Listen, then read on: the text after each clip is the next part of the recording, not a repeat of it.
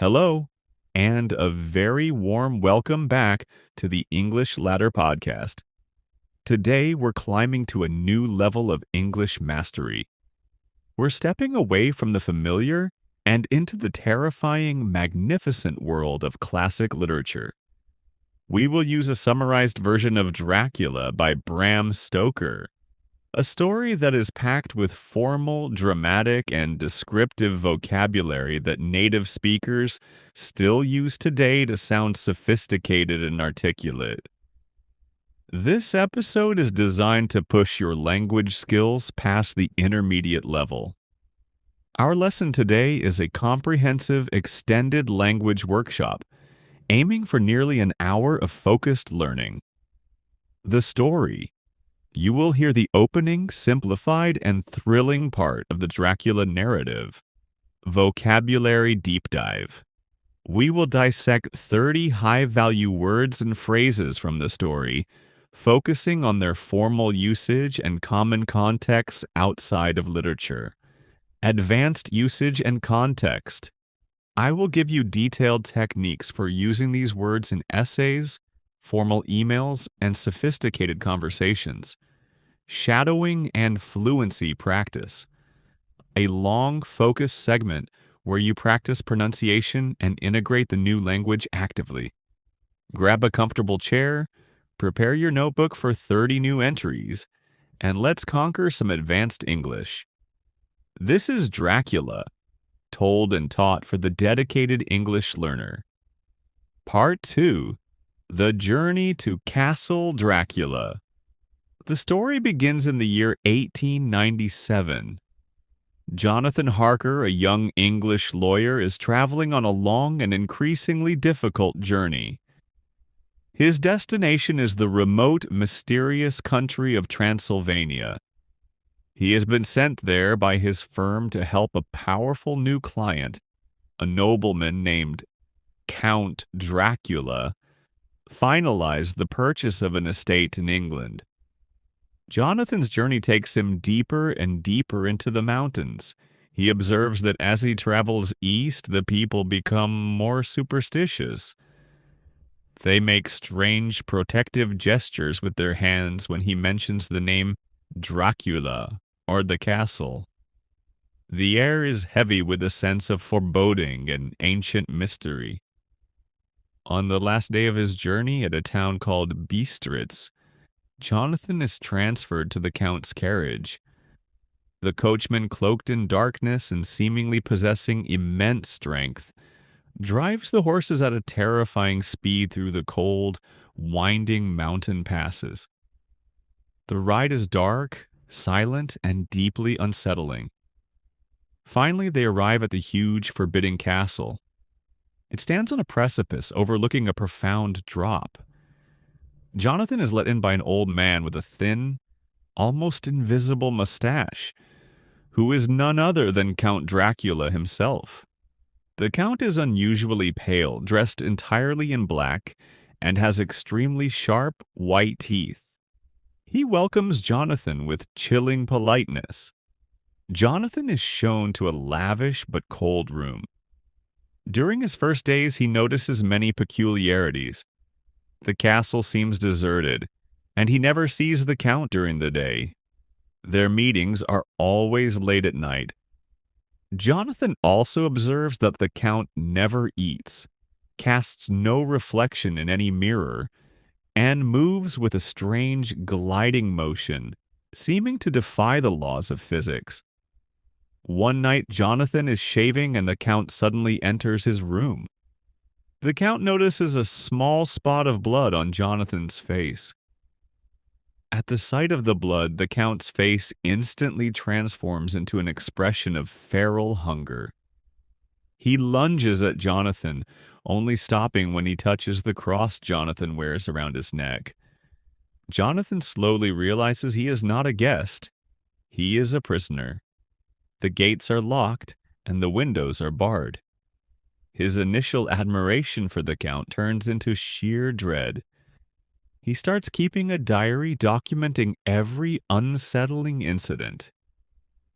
He feels completely isolated and far removed from his fiancée, Mina, back in England.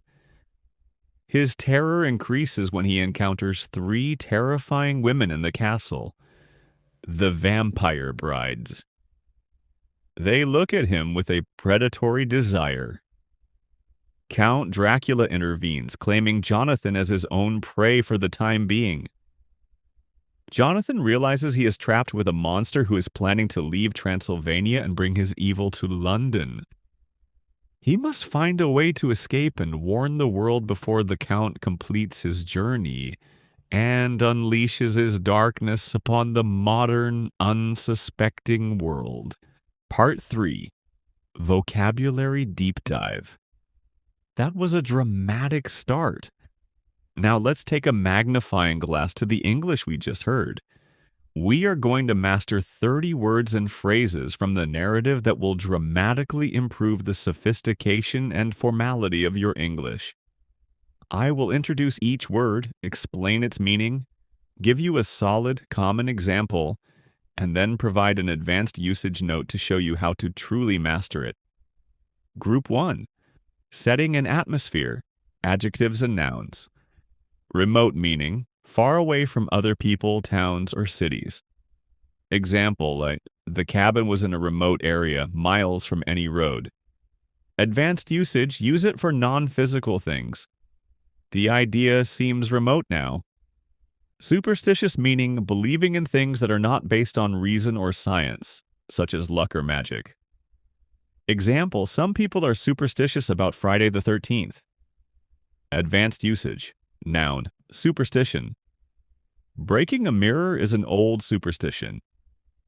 Foreboding meaning, a strong feeling that something bad is about to happen. A negative sense. Example, the dark clouds gave us a sense of foreboding. Advanced usage, use it as an adjective. The empty hallways had a foreboding atmosphere. Winding meaning, having many twists and turns, not straight. Example, we drove slowly along the narrow, winding road up the mountain. Advanced usage, often used to describe paths, rivers, or stories. The winding plot kept us guessing. Unsettling meaning, causing worry or anxiety, disturbing. Example, the silence in the abandoned house was deeply unsettling. Advanced usage, it's softer than terrifying. There was an unsettling change in his behavior. Forbidding meaning, looking unfriendly or dangerous, suggesting danger or trouble. Example, yes, the large stone walls of the castle looked forbidding. Advanced usage can describe a person. The principal's forbidding look silenced the students. Precipice meaning, a very steep rock face or cliff, a dangerous situation. Example, the castle stood dangerously close to the edge of the precipice. Advanced usage, figurative use. The company was on the precipice of collapse. Profound meaning, very great or intense, showing great knowledge or insight. Example, the Grand Canyon is a site of profound beauty. Advanced usage, always implies depth or seriousness. Profound thought, profound silence. Lavish meaning, rich, elaborate, and often expensive. Generous. Example, they held a lavish party with hundreds of guests. Advanced usage can be used as a verb. The host lavished gifts upon his visitors. Peculiarity, meaning a strange or unusual feature or quality. Example, one of the cat's peculiarities was that it only drank from the sink. Advanced usage. Adjective, peculiar. He has a peculiar habit of humming to himself. Group 2. Character and action, verbs and adverbs. To finalize, meaning to complete the last steps of a plan, arrangement, or deal. Example, we need one more signature to finalize the contract. Advanced usage always implies a formal process being brought to an end. To observe meaning, to watch carefully, especially to learn something, to notice. Example, Scientists observed the birds' nesting habits for several weeks. Advanced usage can mean to follow a rule. We observe the strict dress code here. Immensely meaning, to a great extent, extremely. Example, she was immensely grateful for all the help she received. Advanced usage, a strong intensifier, much more formal than very immensely difficult, immensely popular. To possess meaning, to have or to own something. Example, the old man was rumored to possess a secret map. Advanced usage, often used for abstract qualities. She possesses great leadership skills. To defy, meaning to openly resist or refuse to obey, to make impossible. Example, the rebel group decided to defy the government's orders. Advanced usage, used in the story for breaking the laws of nature. His movement seemed to defy gravity. Feral meaning, wild, especially after escape from captivity. Characteristic of a wild animal. Example line, they found a group of feral cats living in the old warehouse. Advanced usage, used figuratively to describe human behavior. Feral hunger, feral scream. To lunge meaning, to make a sudden forward movement, usually in an attack or attempt to grab something. Example, the cat lunged at the string hanging from the table. Advanced usage, a very specific, fast, aggressive motion. Noun, he made a quick lunge for the door. To intervene meaning, to come between people or things in order to stop or change an outcome. Example, like, the teacher had to intervene in the argument between the two students. Advanced usage, often used in political or legal contexts. The UN decided to intervene in the conflict. Predatory meaning, relating to or denoting an animal that hunts and preys on others, exploiting others. Example, the hawk is a predatory bird. Advanced usage, used figuratively for people or businesses. The company was accused of predatory pricing. To unleash, meaning to release a powerful and usually negative force to allow something strong to start. Example, the heavy rain unleashed a flash flood. Advanced usage, your channel name is a great example. To unleash your potential. Group 3, emotion and status, abstract nouns and formal expressions. Noble meaning, belonging to a high social class, having fine personal qualities. Example, he acted with a noble sense of fairness and honesty. Advanced usage, noun, a nobleman. Estate, meaning a large area of land and its property, often a house as the country. Example, the royal family owned several large country estates. Advanced usage can also mean all of a dead person's money and property for legal documents. Chilling, meaning causing a sudden feeling of fear or anxiety. Example, she told a chilling ghost story around the campfire. Advanced usage, stronger than scary, often used for atmosphere or descriptions. Dread, meaning great fear or anxiety about something that might happen. Example, the students waited in dread for their exam results. Advanced usage, adjective, dreadful. The storm caused dreadful damage. Isolated meaning, far away from other places, buildings, or people, alone. Example, the remote village was completely isolated after the snowstorm. Advanced usage can refer to a feeling. She felt isolated even in a crowded room. To be removed from meaning, to be separated from or very distant from. Example S, his political views were completely removed from the mainstream opinion. Advanced usage, a formal way to express distance, either physical or ideological. Prey, meaning an animal that is hunted and killed by another for food, someone who is easily harmed or deceived. Example line, the fox stalked its prey in the tall grass. Advanced usage, figurative. Elderly people are often the prey of scammers. To document meaning, to record something in written, photographic, or other form. Example: the explorers documented all the new species they discovered. Advanced usage, noun, documentation. The papers required for a trip. Unsuspecting meaning, not aware of possible danger or harm, trusting. Example: the thief took advantage of the unsuspecting tourist. Advanced usage, often used to describe victims or the public, to unleash darkness. Upon meaning, to release a great evil or disaster onto a place or group of people. Example: the dictator threatened to unleash darkness upon the city if they resisted. Advanced usage, a powerful metaphorical phrase for starting something terrible. Part 4. Advanced usage and context.